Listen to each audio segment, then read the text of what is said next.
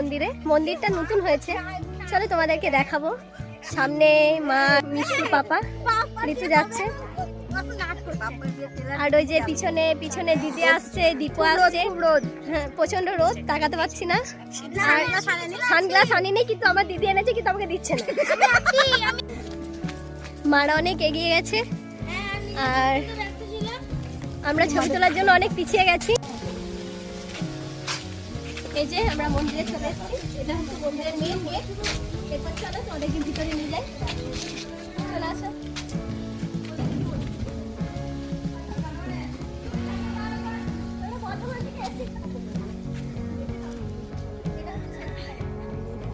হসপিটালে ষষ্ঠী পুজো হয়, হাতটা দিয়ে আসতে হবে।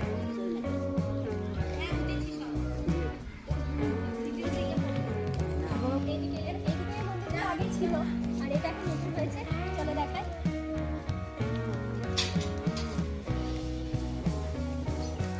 সুন্দর না মন্দিরটা?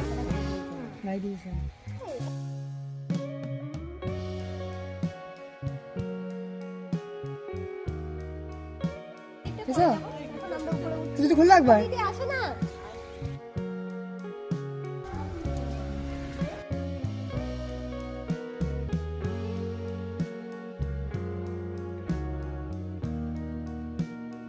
এখানে একটা বজরংবলী স্ট্যাচু আছে। এদিকে কি বলে এটা, রাম সীতা, হ্যাঁ রাম সীতারই।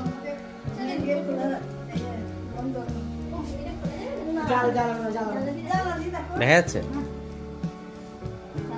পুকুরটা কি সুন্দর, দেখো।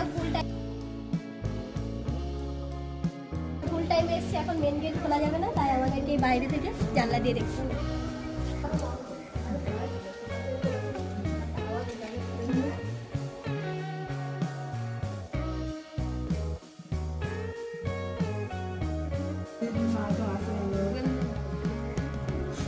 ছবি তুলবে? এই ছবি তুলবে?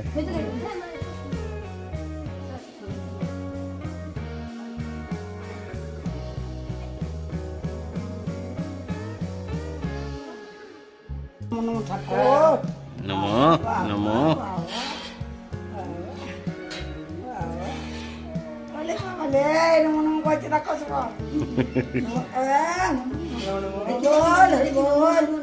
নমো করো, নমো করো। হ্যাঁ হয়ে গেল। ওলে বলে, ওলে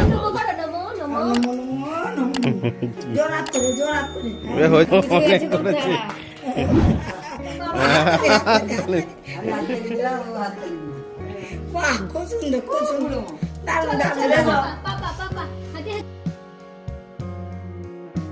এখানে অনুষ্ঠান হয় যখন, তখন এখানে যাত্রা, নাচ গান, যা যা হয়, বাউল, কীর্তন, সবকিছুই চলে। কোন টাইমে হয়?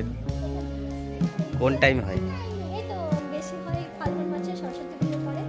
আর এটা হচ্ছে শিব মন্দির, থাকে না এই শিব জলে থাকে। এটা হচ্ছে চৈত্র মাসে সংক্রান্তির দিন ওঠে। এটা কি? কালী মন্দির।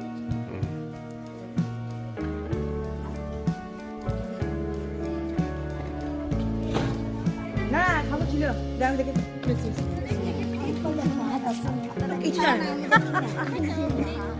কি বলবো দা?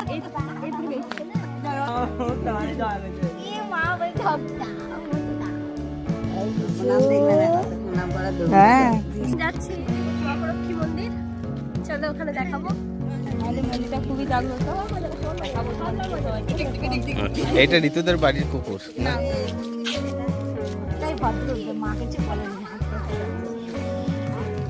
দেখ দড়ি কেটে দিচ্ছে, বলছে তুই চলে যা। এই অনু দেখো, দড়ি কেটে দিচ্ছে, বলছে তুই চলে যা, তুই আর বাঁধা থাকিস না। ছেলেরা দুই ভাই।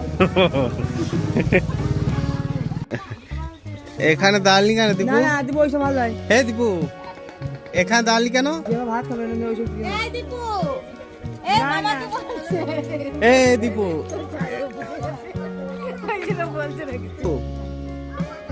কিনবি? পুকুরে জঙ্গল বুক, সব বার করতে হবে, দেখো। জল, তারপরে একটু খা না খা।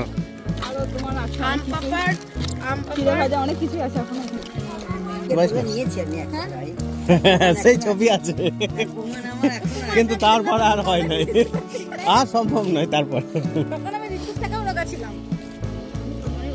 মিষ্টু রানী পালাছিলাম বলতো আমি পাতলা ছিলাম, পাতলা পায়খানার মধ্যে পাতলা।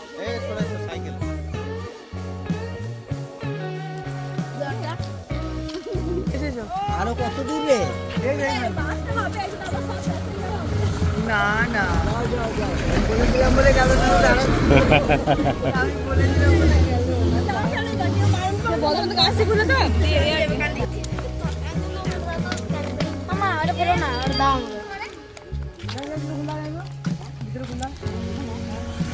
হ্যাঁ, চলো না এসো, কিছু এসো, চলো চলো চলো।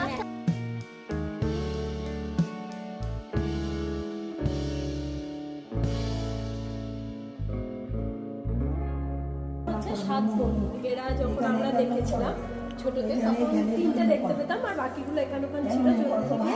তারপরে এই মন্দির প্রতিষ্ঠা করার পর সবগুলোকে এক জায়গায় করে গঙ্গা এখানে রাখা হয়েছে। তো এখানে এখন এবার এখানেই থাকে সবগুলো। তো তুমি দেখাও একটু, এখানে লাইট থেকে না কি খাচ্ছো তুমি? কি খাচ্ছো? আম পুরে বাথরুমগুলো ইয়ে করে দিচ্ছে। আবার চাইছে মিষ্টু, আবার চাইছে। দেখ এরা সাত বোন, আবার খাবে, আবার খাবে। দে কিষান, দেখি চোখে লাগাস না, চোখে লাগাস না। দেখাও দাঁড়াও চা গো চা চা চেয়ে ভাই চা বলো দাও দাও বলো দাও। হ্যাঁ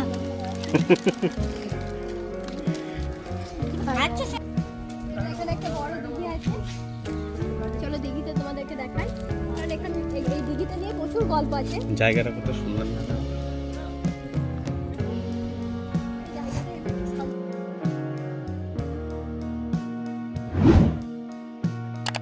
এই জায়গাটা এত সুন্দর পুরো যেখানে থেকে যায়, এত ঠান্ডা আর এত হাওয়া দিচ্ছে। চলো পেয়ার আছে দেখি। কদম গাছ। মা, এটা তো কদম গাছ। এদিকে কদম গাছ, সব কদম ধরে আছে। এমন একটা মাহাত্ম্য আছে যে অনেক দিন আগে শোনা যায়, মানে আমাদের দেখা না, আমার দাদু বাবারা দেখেছে। আগের দিন কারো যখন বিয়ে বা কোনো অন্নপ্রাশনে কোনো অনুষ্ঠান হতো, তো পান সুপারি দিয়ে এখানে নিমন্ত্রণ করে মাকে বলা হতো যে আমার এই এই জিনিস দরকার। তো যা যা বলা হতো সেই জিনিসগুলোই মা তারপরের দিন সকালবেলায় এসে দেখতো যে সেই জিনিসগুলো মা দিয়ে দিয়েছে। সেই জায়গাতেই দিয়ে যেত। সেই জায়গাতেই দিয়ে যেত। তো তারপরে আবার যখন তার বাড়িতে সব কাজ হয়ে যেত, পরিষ্কার পরিচ্ছন্ন করে দিয়ে যেত, মা আবার সেই জিনিসগুলো নিয়ে রেখে দিত। কিন্তু কোন জায়গায় রাখতো বা কোথায় থাকতো কেউ জানে না। আর এখানে অনেক দিন আগে কি বলে কিনা, এখানে এই দিঘির নিচে একটা সোনার রথ আছে। তো সেই ডুবে গেছে, এখন আর কেউ দেখতে পায় না। যখন দিঘি মানে যখন কাটানোর জন্য শুরু করেছিল তখন একবার বেরিয়েছিল, মাথাটা মানে মুড়ে গেছে এরকম কিছু বলা যায়। অনেকটা গভীর এই দিঘি। এখানে কোনো মানুষ নামলে তো দূরে থাক, এমনকি নৌকা ইউজ করতে হয় যাপার ওপার করার জন্য। আর বাসন কোসন যখন মানে নিজে হতো, কাজ শেষ হয়ে যেত, আবার দিয়ে যেত, মা আবার নিজে যত্ন করে রেখে দিত। তো কোনো দুর্ঘটনার কারণে সেইগুলো সব বন্ধ হয়ে গেছে আর মা দেয়ও না। এগুলো হচ্ছে দাদু ঠাকুমা বাবা কাকাদের মুখ থেকেই শুনেছি আমরা। তো আমরা মাকে দেখেছি, কিন্তু আমরা এইগুলো দেখিনি যে এরকম এত মাহাত্ম্য ছিল বা এরকম কিছু দেখিনি। এখন আর দেখা যায় না। তো মা এখানে আছে, মাকেও এখনো মাঝে মাঝে অনেকজন দেখতে পায়, ক্যামেরাতেও ধরা পড়েছে যে মা পেরিয়ে যাচ্ছে, এরকম দেখিয়েও দিচ্ছি।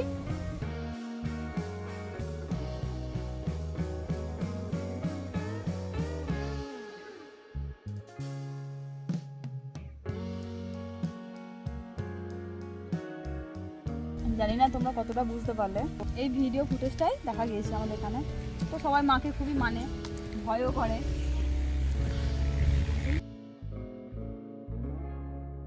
তো তোমরা ভিডিওটা দেখে কতটা বুঝতে পারলে জানি না, কিন্তু ওখানে মা পেরিয়ে গেছে, আমরা বুঝতে পেরেছি ভিডিওটা দেখে। চলো আজকে কি কি রান্না হয়েছে তোমাদেরকে দেখাই। এখানে হচ্ছে ভাত, এখানে হচ্ছে একটা ফুলকপির সবজি, এখানটায় আছে মাছের টক, এটা ডাল, এটা শাক, এটা কুমড়ো, এখানেও আছে মাছের ঝোল, এটা হচ্ছে ভাজা। তো এখানে ভাজার মধ্যে আছে বড়া ভাজা, কলা ভাজা, কাঁচা কলা ভাজা, পটল ভাজা, বেগুনি ভাজা, আর এইদিকে আছে বেগুন ভাজা, কুমড়ো ভাজা, বড়ি ভাজা, আর এখানে আছে পায়েস, ওখানটায় আছে বাঁধাকপির তরকারি। ও দিদি কেমন হয়েছে রান্না? দারুণ রান্না, কাকার আবার বলতে হয় নাকি? আমি খাচ্ছি, তুমি এখন তো কিছু পাওয়াই নেই রান্নার, তাতে বলছে দারুণ। স্বাদটাই দারুণ।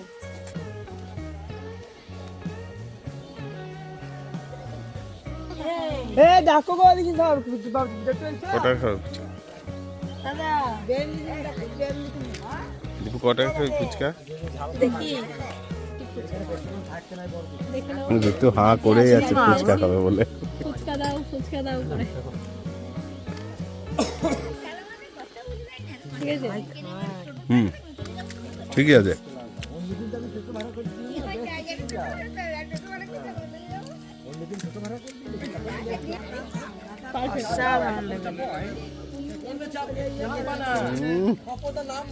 তোমরা দেখতেই পেলে সারাদিন কি করছিলাম না করছিলাম। তো এখন আর কোনো কাজ নেই, খাওয়া দাওয়া এত হয়েছে দিনে যে এখন আমরা মানে রেস্ট করছি। আজকে রাত্রে খাওয়ার কোনো ইচ্ছাও নেই এখনো অবধি, কিন্তু কোনো কিছু করার নেই, খেতেই হবে। কারণ মা বাবা কেউ, কাকা কাকিমা কেউ ছাড়বে না, বিশেষ করে আমার ঠাকুমা তো ছাড়বেই না। কারণ কোনো কিছু মানে তুমি যদি একবার না বলে দাও হ্যাঁ করিয়েই ছাড়বে। তো আজকে এখানেই শেষ করছি, কালকে বাসি নামান। টাটা।